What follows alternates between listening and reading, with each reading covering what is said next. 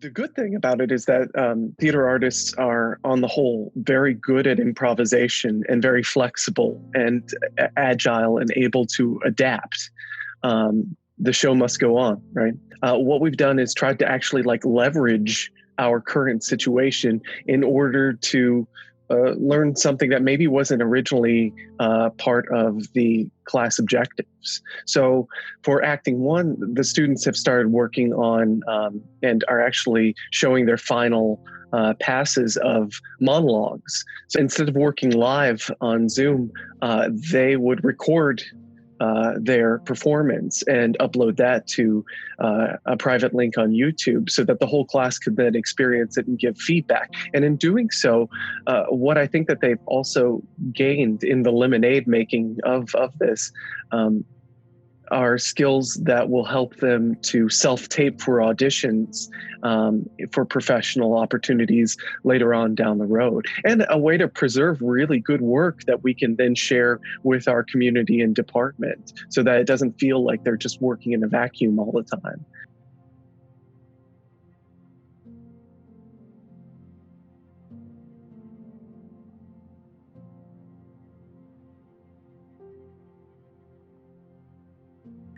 For something like movement, their final project is generally to leverage the methodologies that we've learned and studied in class in order to create a final movement piece, expressive movement piece based on a piece of dramatic literature.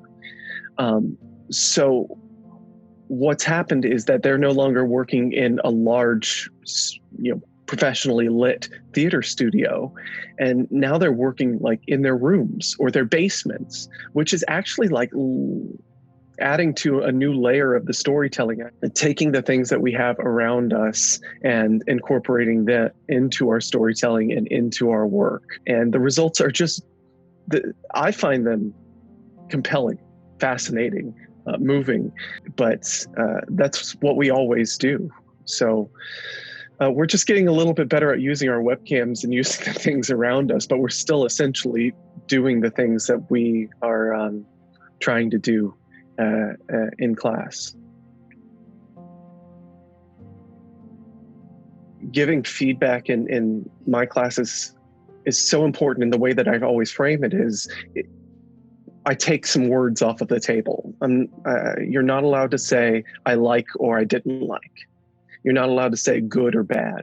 They're alternately painful and hollow and not specific, and good acting is specific acting.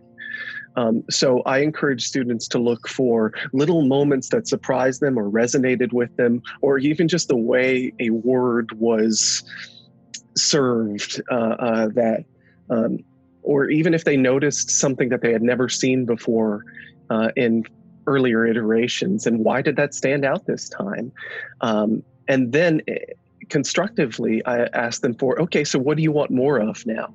What can we turn the volume up on or encourage that's already going well, but now we can support our artists and say, trust that, put your foot down on the gas on that and turn it up to 11, because I think that the scene can hold it. So that's how I frame feedback, and Northeastern students really are receptive to. You see in later, I call them passes or later iterations of their work, that they have listened to that and incorporated it. Even if the feedback is a little bit clunky or inarticulate. One of the good things about working on these monologues right now in Acting 1, or working on the final movement projects, is that they're recorded.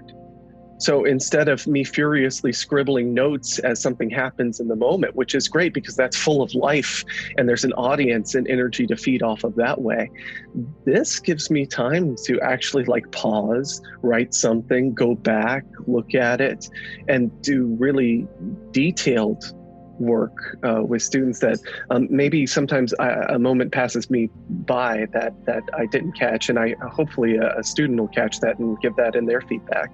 It's hard to hear that feedback for the voice inside your head that might be saying, as actors, we hear this all the time, that's not good enough, that's not funny enough, that's not clever enough, you're not X enough.